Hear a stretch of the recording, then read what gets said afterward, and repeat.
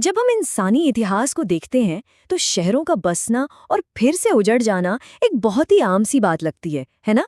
लेकिन जरा सोचिए, क्या आपने कभी इस बात पर गौर किया है कि आखिर वो कौन सी चीजें हैं जो तय करती हैं कि कोई बस्ती कितने समय तक आबाद रहेगी?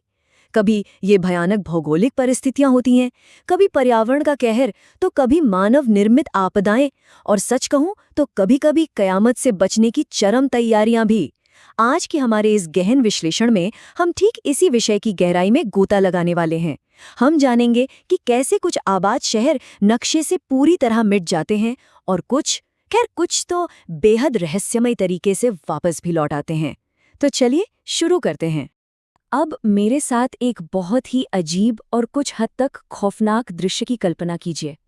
इमेजिन कीजिए एक पूरा का पूरा शहर जिसे सिर्फ इसलिए पानी में डुबो दिया गया ताकि किसी इंजीनियरिंग के चमत्कार को जगह मिल सके। और फिर दशकों बाद जब जलवायु में भयंकर बदलाव आता है और पानी सूखने लगता है, तो वही शहर अपनी पानी की कब्र से फिर से बाहर निकल आता है। सुनने में किसी साइंस फिक्शन फिल्म की कहानी लगता है ना? लेकिन ये कोई कहानी नहीं है, बल्कि एक असल घटना है जो हमें दिखाती है कि प्रकृति की ताकत के सामने हमारी बस्तियां असल में कितनी नाजुक हैं। भाग 1, डूबा हुआ और पुनर्जीवित। आइए सीधे सेंट थॉमस की उस अविश्वसनीय कहानी पर चलते हैं। सेंट थॉमस की कहानी लिटरली रोंगटे खड़े कर देने वाली है। 1865 में इसे बसाया गया था, लेकिन सिर्फ 6 साल बाद ही एक अजीब सी मुसीबत आ गई। राज्य ने पिछले टैक्स की मांग की, वो भी सोने के सिक्कों में। अब खेती पर निर्भर एक छोटे से शहर के पास सोना कहाँ से आता? मजबूरन लोगों को शहर खाली करना पड़ा। खैर, बाद में लोग वापस भी आए, लेकिन असली त्रासदी तो 1930 के दशक में आनी बाकी थी। विशाल हूवर डैम के बनने से लेक मीट का निर्माण हुआ और देखते ही देखते 1938 तक पूरा सेंट थॉमस शहर 60 फीट पानी के नीचे समा गया।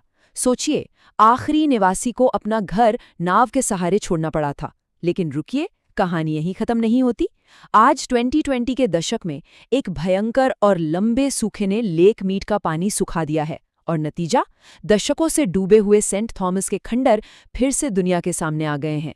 इस पूरी घटना से एक बात बिल्कुल साफ हो जाती है, इंसान नहीं बल्कि पानी ही अंततः हमारे अस्तित्व का फैसला करता है। और यहीं से हमारा अगला विषय आता है, पानी का आधिपत्य। जल ही जीवन है और जल ही मृत्यु। इतिहास गवाह है कि पानी के लिए संघर्ष ने कई समुदायों को आबाद किया है और कईयों को पूरी तरह से तबाह कर दिया। यहाँ एक बहुत ही दिलचस्प तुलना देखने को मिलती है। एक तरफ हमारे पास पानी का कृत्रिम रूप से पैदा किया गया अधिशेष है, जैसे हूवर डैम, जिसने एक बड़े और विकसित होते राष्ट्र की पानी की ज़रूरतें पूरी करने के लिए सेंट थॉमस की बलि दे दी। वहीं दूसरी तरफ भयंकर जल संकट का खौफनाक रूप है। पश्चिम के कई इलाकों में प्राकृतिक सूखे और संसाधनों के अत्यधिक इस्तेमाल ने पूरी की पूरी बस्तियों को हमेशा के लिए उजाड़ दिया। इस खंडर को ही देख लीजिए, ये सेरो गोडो है, कैलिफोर्निया का एक बहुत बड़ा सिल्वर माइनिंग टाउन, जिसने अपने समय में लाखों डॉलर की चांदी का उत्पादन किया था। सब कुछ बेहतरीन चल रहा था, लेकिन एक बहुत बड़ी समस्या थी, पानी। इस ऊंचे रेगिस्तानी इलाके में पानी की भारी कमी थी, और इसी कमी ने इस शहर के तेजी से आबाद होने और फिर अचानक वीरान हो जाने की पटकथा लिख दी। सच तो ये है कि बिना पानी के ना व्यापार टिक सकता है और ना ही जीवन। इसी तरह का कुछ हाल ह्यूको टैंक्स जैसे ऐतिहासिक ओएसिस यानी ओयासिस में भी हुआ। जरा 1858 के उस भयानक सूखे की कल्पना करके देखिए।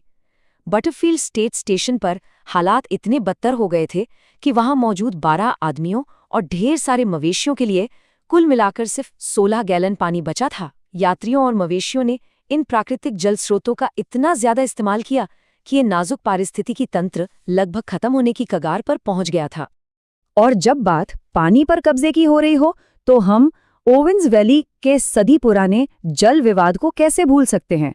1900 की शुरुआत में बड़े शहर लॉस एंजलिस ने चुपचाप ओवेंस घाटी का पानी अपनी तरफ मोड़ लिया।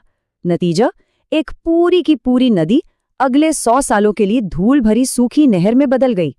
बाद में 1970 के दशक में जमीन के नीचे से भी इतनी आक्रामकता से पानी निकाला गया कि स्थानीय पर्यावरण तबाह हो गया। लेकिन इस कहानी में एक बहुत दिलचस्प मोड़ भी है। हमेशा शक्तिशाली ही नहीं जीतता। 1933 में लियोन ऑर्सियर नाम के एक अकेले स्थानीय किसान ने हार नहीं मानी। उसने कानूनी लड़ाई लड़ी और एक विशाल एजेंसी को अपनी जमीन साफ करने पर मजबूर कर दिया। ये छोटी सी जीत ग्रामीण निवासियों और फैलते शहरों के बीच संसाधनों की लड़ाई का एक बहुत बड़ा प्रतीक है। भाग 3 मानव निर्मित आपदाओं से पलायन।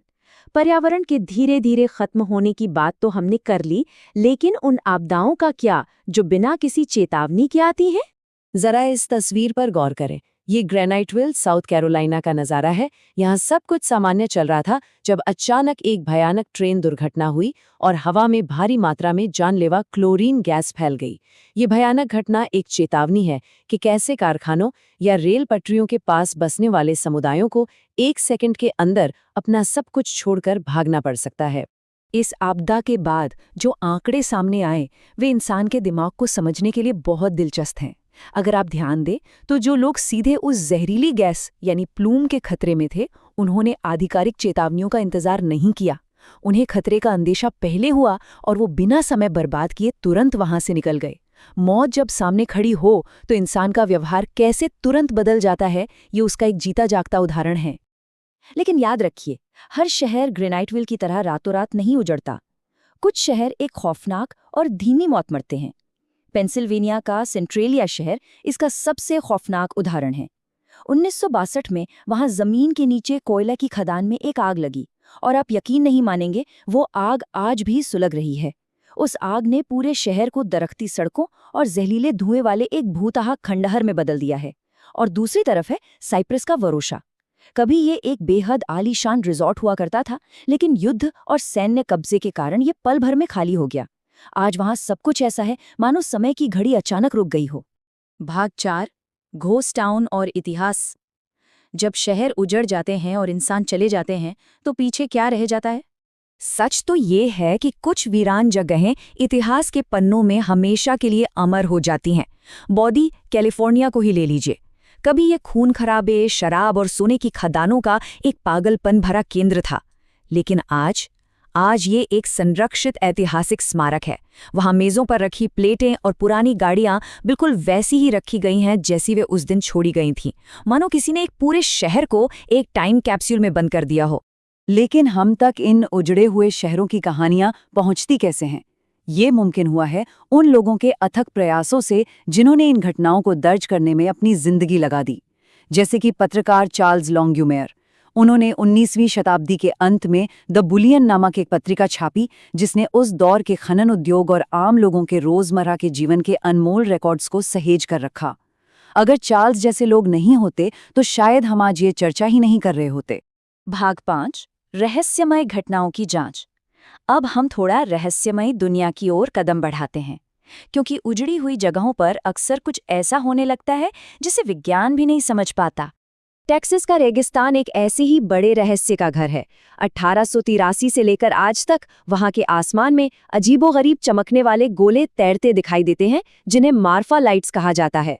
कभी ये लाल होते हैं, कभी नीले, और हवा में बिल्कुल अप्रत्याशित रूप से नाचते हैं। और सबसे डरावनी बात, ये अक्सर एक पुराने छोड़े गए आर्मी एयरफील्ड के पास भी नजर आते हैं। अब आप ही बताइए, क्या ये महज एक इत्तेफाक है? जाहिर है विज्ञान इसे ऐसे ही तो नहीं छोड़ सकता था। नासा के एक इंजीनियर ने 12 साल तक इंफ्रारेड कैमरों से इन लाइट्स को ट्रैक किया। यूनिवर्सिटी के छात्रों और वैज्ञानिकों ने भी स्पेक्ट्रोस्कोपी जैसे भारी भरकम उपकरणों का इस्तेमाल किया। हाँ, ये सच है कि कुछ लाइट्स महज दूर चलती गाड़ियों की हेडलाइट्स या कैंपफायर साबित हुईं, लेकिन सब की सब नहीं। विज्ञान आज भी उन खास मॉर्फा लाइट्स के रहस्यमय गति और चमक को नहीं सुलझा पाया है। शायद कुछ वीरान जगहें अपने राज हमेशा राज ही रखना चाहती हैं। चलिए, अतीत और रहस्य की बात तो हो गई, लेकिन अब एक बहुत ही गंभीर सवाल पर आते हैं। क्या होगा अगर अगला बड़ा घोस्ट टाउन कोई एक शहर नहीं बल्कि हमारी पूरी दुनिया हो?